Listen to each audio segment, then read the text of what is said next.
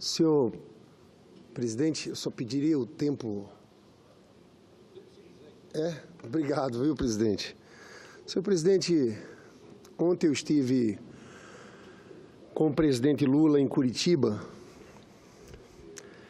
e eu sempre me pergunto por que tanto ódio contra o presidente Lula, uma perseguição implacável, 4 anos fazendo uma devassa na sua vida, na vida da sua família. Eu tenho para mim que a dona Marisa morreu porque não aguentou. Sua família exposta, a cobertura do Jornal Nacional. E durante todo esse tempo, o que me impressiona é que não surgem provas contra o presidente Lula. Num país que está cheio de provas.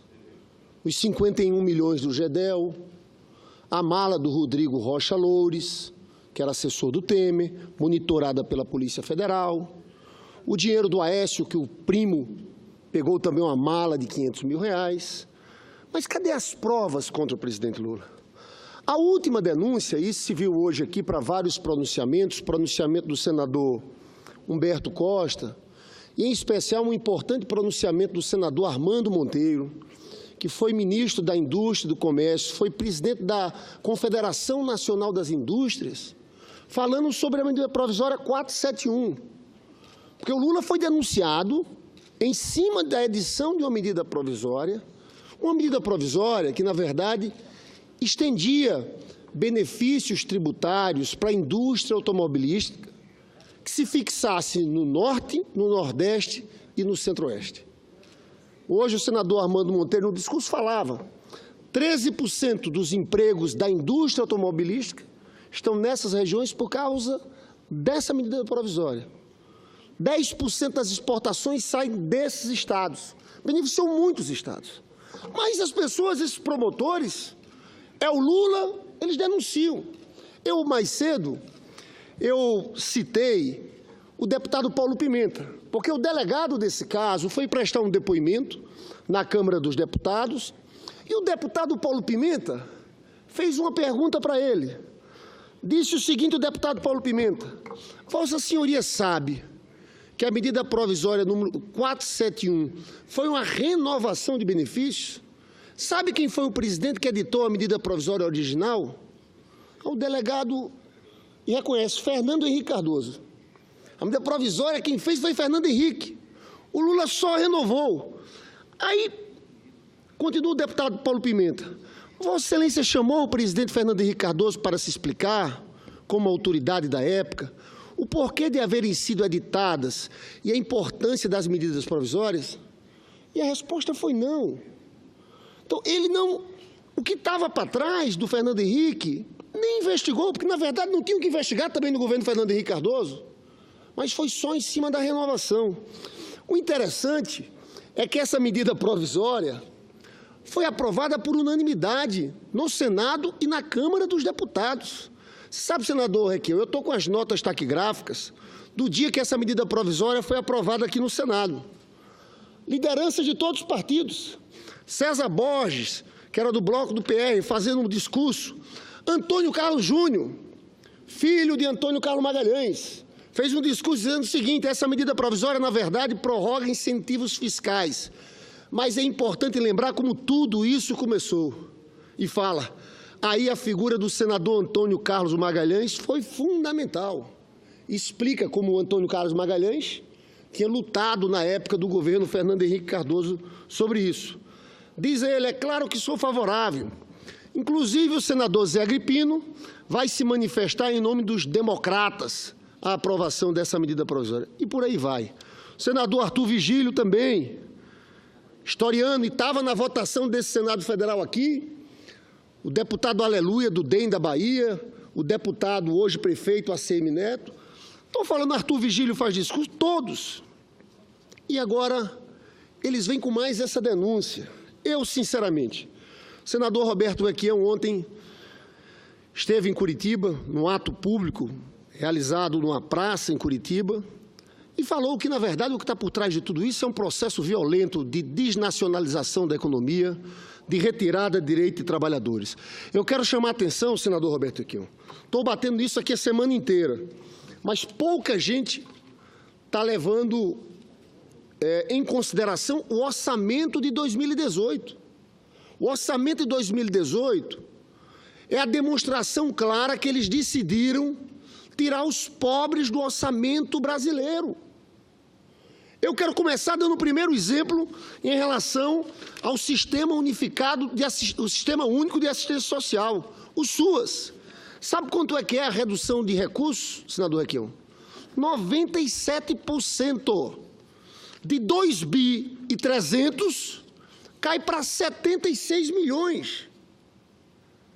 Eu chamo a atenção que, no caso do SUAS, tudo que não é Bolsa Família e BPC está ali.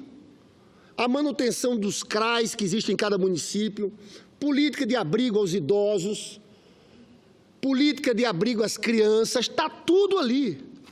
Olha o número aqui, 2.300 cai para, não é 76 milhões, cai para 67 milhões. Mas não é só isso. Vamos mais à frente, porque aqui houve o debate na emenda constitucional 95. E naquele debate, naquela emenda constitucional que fala do teto dos gastos, eu via muita gente dizendo aqui o seguinte, olha, não vai retirar recursos da educação. Não vai. Esse orçamento reflete essa emenda constitucional dos gastos. É o primeiro ano de vigência dessa emenda constitucional. Olha o que acontece na educação. Educação superior, que em 2015 tinha tido um orçamento de 13 bilhões, caiu esse ano para 8 bilhões e 700, e a gente sabe que as universidades estão praticamente fechando, as universidades federais, uma situação muito difícil. Nós estamos tentando fazer uma mobilização nesse parlamento em defesa das universidades públicas. Pois bem, esse ano, o orçamento 8 bi e 700. Sabe quanto vai para o próximo ano, senador Requião? 5 bi e 900. Redução de 32%. Não tem como funcionar. Educação tecnológica, que em 2015 teve 7 bi e 900, esse ano está 3 bi e 700 e cai para 2 bi e 800, um corte de 24%. Não é um corte pequeno. Então, cadê os senadores que diziam que não ia ter corte na educação com a emenda constitucional? Nós estamos provando em cima de números. Esses dados aqui são do governo. Eu estou falando do orçamento do governo. Programas voluntários de educação básica. Era 7 bi e 400, esse ano está em 2015, esse ano está 6 bi e 100, vai cair 42% para 3 bi e 500. É um escândalo. Eu quero pegar aqui ciência e tecnologia. Ciência e tecnologia, senador Requião, presidente da Academia Brasileira de Ciência, eu sempre repito isso, porque fiquei muito impressionado com a fala dele na Comissão de Ciência e Tecnologia aqui do Senado, presidida pelo senador Otto Alencar, mas numa audiência pública proposta pelo senador Jorge Viana. Ele diz o seguinte, que nós estamos destruindo o futuro do Brasil. E fala ele o seguinte, só pode fazer uma analogia com o que está acontecendo com a ciência e tecnologia do país. É de um país em guerra sendo atacado por uma potência estrangeira. Mas veja bem, centros de pesquisa e laboratórios estão fechando. Em 2015, o orçamento de ciência e tecnologia foi de 5 bi e 800. Esse ano, o ano da crise, está 3 bi e 200. Sabe o que é que eles propõem no próximo ano? Uma redução de 58%. Cai para 1 bi e 300. Não tem condições. O país vai parar completamente. Nós estamos parando os serviços públicos. Eles, no meio desse rombo, dessa crise fiscal, porque eles diziam, né? É impressionante, na época, para afastar a presidenta Dilma, valeu qualquer coisa. A Dilma não podia gastar mais do que arrecadava. Nós argumentávamos que o problema não era esse. A economia estava em recessão, o que estava havendo era frustração de receitas. E a gente vê que o déficit fiscal só piorou. Eles agora mudaram de 129 bi para 159 bi no próximo ano. E nesse ano de 139 bi para 159 bi. Qual a proposta deles para resolver esse problema? Paralisar os serviços públicos e apertar o funcionalismo, porque vai ter redução salarial, porque vai aumentar a contribuição previdenciária, eles querem aumentar de 11% para 14% a contribuição previdenciária, e congelamento total de salários. Eu quero chamar a atenção dos servidores públicos. A proposta é essa. A proposta é voltar ao que houve nos anos de Fernando Henrique. Fernando Henrique Cardoso foram 8 anos de aumento zero para os servidores públicos. Aumento zero. Então, vai ser isso que vai acontecer. Mas eu quero dar mais números aqui do orçamento. Senador Requião, Defesa Nacional. 8 bi e 900 foram gastos em 2015. Sabe quanto foi esse ano? 6 bi e 800. Vossa Excelência estava na audiência pública, o general Vilas Boas, comandante do Exército, que ele disse que só tinha dinheiro até final de setembro. São 6 bi e 800. Sabe qual é o tamanho do corte para o próximo ano? 71%. Cai para 1 bi e 900 milhões. Vamos parar todos os programas. O CISFRON, Vigilância de Fronteiras. Eu vejo muita gente fazendo discurso de segurança pública, mas está parado o CISFRON. Porque não tem recurso, não estão enviando recurso. O país está parado, completamente parado. Falam de segurança pública. Muito senador falando aqui, tem que cobrar do Temer. Porque sabe o que vai acontecer com o orçamento Justiça, Cidadania e Segurança Pública? Um corte de 54%. Um orçamento que já foi de 4 bi e 600, vai cair para 956 milhões. E por aqui vai. Por aí vai. Em tudo. Verba para a reforma agrária, acaba. Verbas para a FUNAI, demarcação de terras indígenas, acaba. Segurança alimentar, acaba. Programa de aquisição de alimentos, acaba. Então, é um cenário de destruição muito grande. Eu falo tudo isso porque, no momento em que a economia continua estagnada, eles têm feito muita festa, dizendo que a economia está recuperando com força a partir de agora. Infelizmente, eu queria que a economia estivesse recuperando com força. Não está. O crescimento do primeiro trimestre foi fundamentalmente em cima de uma produção agropecuária extraordinária, que aconteceu ali no primeiro trimestre. No segundo trimestre, o crescimento foi de 0,2%. E se deu muito, sabe por quê, senador Requião? Não teve uma medida acertada, que foi essa liberação dos saldos das contas inativas do FGTS. Aquilo mexeu com o consumo, porque eles diziam que era só tirar a Dilma e o crescimento do Brasil ia acontecer, mas eles diziam que vinha de onde? Vinha do investimento, porque os empresários iam recuperar a confiança. Não, o problema não era esse. O problema é que a economia está deprimida de tal forma que não tinha como a economia se recuperar.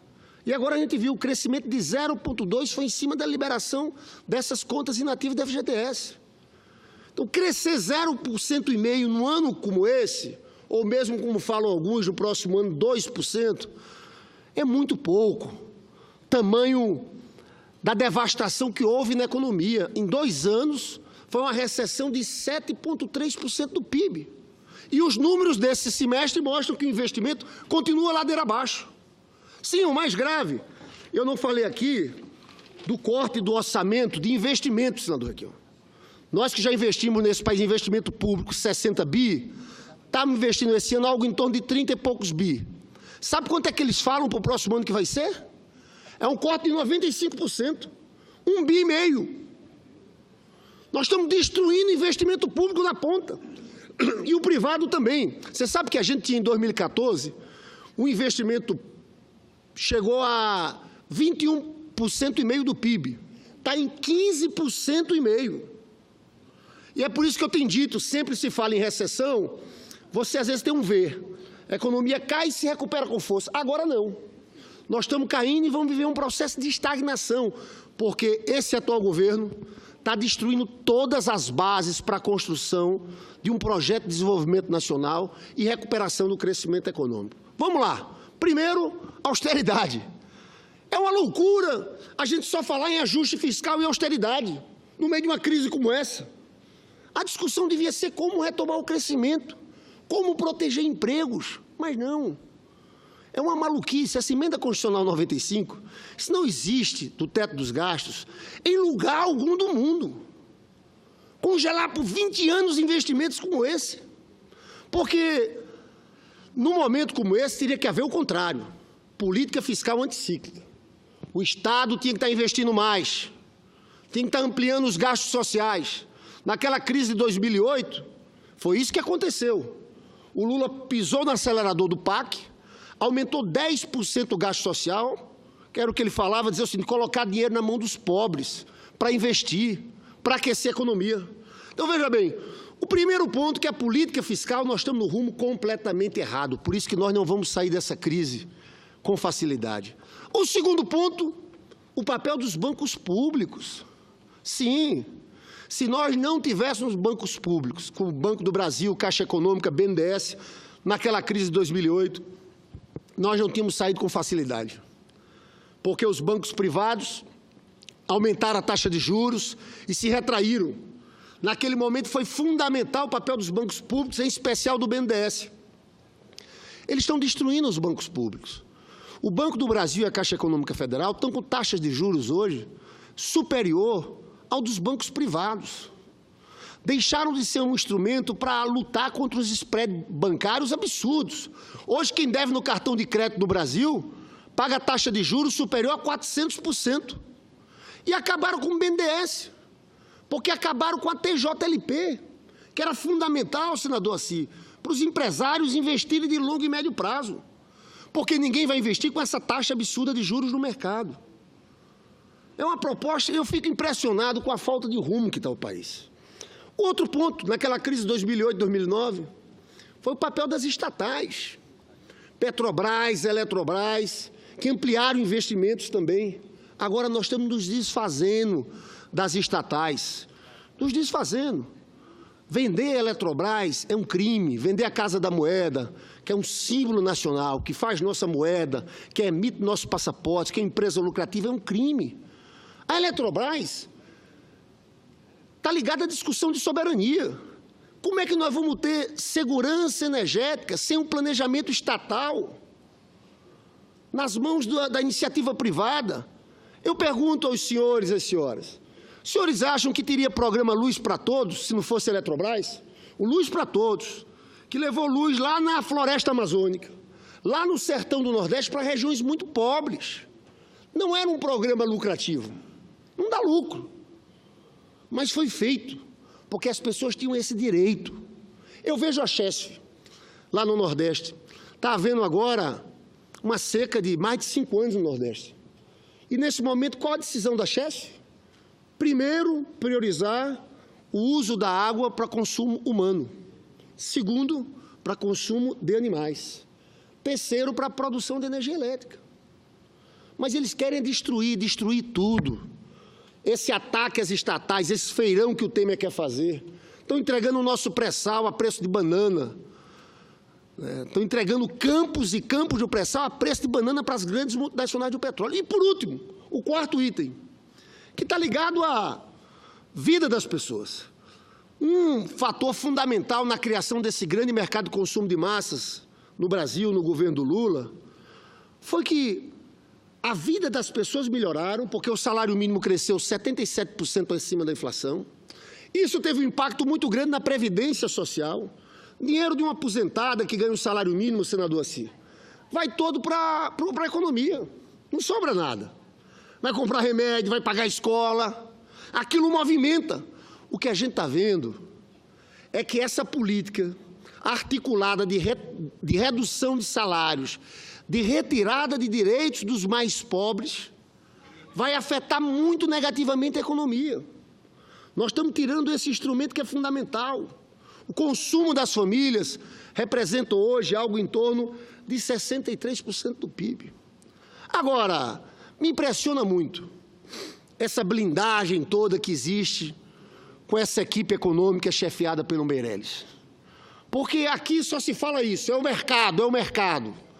Essa política econômica é desastrosa.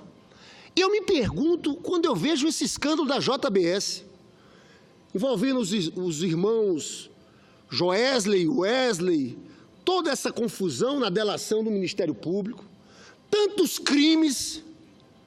Quem era o presidente do Conselho de Administração da JBS, da Holding, da JF? Henrique Meirelles. Mas é uma proteção tão grande a Henrique Meirelles, eu pergunto, ele não vai ser chamado a depor? Delação de grandes empresas envolveram os seus principais executivos. O Meirelles era o principal executivo desse grupo. Ele não sabia de nada. Chega! E é impressionante a blindagem da imprensa, dos órgãos de comunicação. Não falem do Meirelles. Não podem falar do Meirelles. É no mínimo estranho que o Meirelles não soubesse de nada. Ele não era presidente do Conselho Fiscal, ele era presidente do Conselho de Administração. Ele que dirigia. Eu tenho, inclusive, quando você viu o escândalo da JBS, quando surgiu, a gente vê a característica dessas corporações. Eles ganhavam dinheiro em várias atividades produtivas, mas estavam ganhando muito dinheiro no câmbio, em aplicação, em títulos da dívida pública. Diz que o Meirelles teve um papel importantíssimo nisso. Então, eu acho, sinceramente, senhores procuradores, não dá para levar a sério uma delação sem a escuta de Henrique Meirelles. Senador Requião, senador Assi, eu encerro a minha participação aqui dizendo da minha preocupação com o Brasil. Eu acho que mais do que disputas partidárias de A e B, dá tristeza ver o que está acontecendo nesse país. Esse país que há 5, 6 anos atrás estava voando, era um país reconhecido pela sua força internacionalmente. As pessoas queriam saber das políticas de inclusão social no Brasil, porque houve uma grande mobilidade social nesse país. E a gente está vendo agora toda essa... Eu já vou encerrar. E a gente está vendo agora toda essa destruição que está acontecendo, né? A preocupação é grande, em especial com esses números do orçamento que eu trago aqui aos senhores. Se a gente não reverte isso, a situação fica muito complicada. E está para sair de hoje para amanhã a denúncia contra o Temer. Uma outra denúncia contra o Temer. O que eu lamento é que isso vai ter mais impacto no orçamento, porque ele vai fazer como fez da vez passada. Vai tentar dar um jeito e tirar recursos de algum lugar para salvar sua pele. Porque na vez passada não foram só emendas parlamentares. Ele fez de tudo. Anistiando os setores, 10 bi de anistia de ruralistas com a Previdência. Agora está vindo o refis, que é uma bolsa sonegação para bancos, para instituições financeiras. Estão querendo votar agora. Está vindo para o Senado Federal. Então, eu só peço... Eu garanto que nesse minuto eu concluo. Então, infelizmente, esse ataque, essa denúncia do procurador aí contra o Temer, ele vai querer utilizar aquele velho instrumento de compra de votos de parlamentares. Isso vai agravar mais ainda a situação dos mais pobres no orçamento federal. Agradeço a Vossa Excelência, presidente Assi, pela tolerância. E eu espero que a gente impeça que esse desastre de retirada de direitos da educação, da saúde no orçamento de 2018 prevaleça. Muito obrigado.